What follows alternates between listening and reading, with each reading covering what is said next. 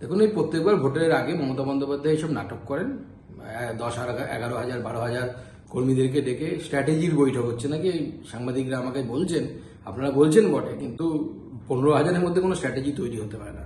মমতা বন্দ্যোপাধ্যায়ের রাজনৈতিক বা ভোটে লড়ার স্ট্র্যাটেজি তৈরি হয় ডিএমএসপিদের সাথে মিটিংয়ে। ডিএমএসপিরা মমতা বন্দ্যোপাধ্যায়ের হয়ে ভোট করেন, তৃণমূলের কোনো নেতারা ভোট করেন না।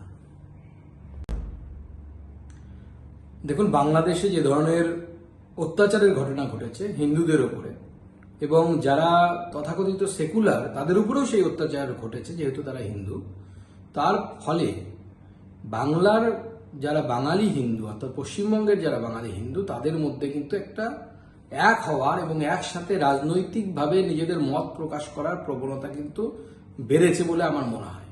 এবং তার ফলে মুখ্যমন্ত্রী ভয় পাচ্ছেন এবং এখন তিনি হিন্দু সাজার চেষ্টা করছেন। মুখ্যমন্ত্রীর মুখে আপনারা কোনদিন শুনেছেন? এই 12-13 বছরে এই প্রথমবার আমরা শুনলাম, বলছেন আমি ব্রাহ্মণ ঘরের মেয়ে। এর আগে নিজেকে হিন্দু পর্যন্ত বলতেন না। মমতা বন্দ্যোপাধ্যায়টাও লিখতেন না, মমতা লিখতেন শুধু। এখনো সাইন করেন, আমরা খবরের কাগজে অ্যাডভার্টাইজমেন্ট পাই সরকারের, রাজ্য সরকারের, সেখানে মমতা লেখা থাকে, বন্দ্যোপাধ্যায় লেখা থাকে না। আজকে সেই মমতা বন্দ্যোপাধ্যায় তিনি নিজেকে ব্রাহ্মণ ঘরের মেয়ে হিন্দু প্রমাণ করার চেষ্টা করছেন। তার কারণ হচ্ছে ভয় পেয়েছেন উনি।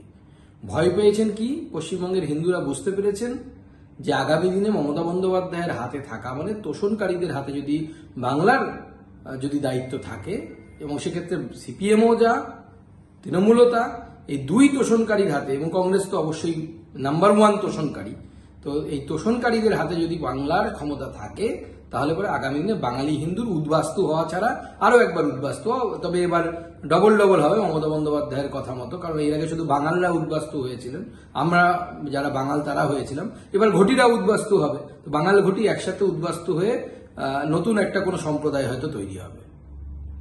বাংলা খবর, আপনার রাজনীতি, আপনার আওয়াজ।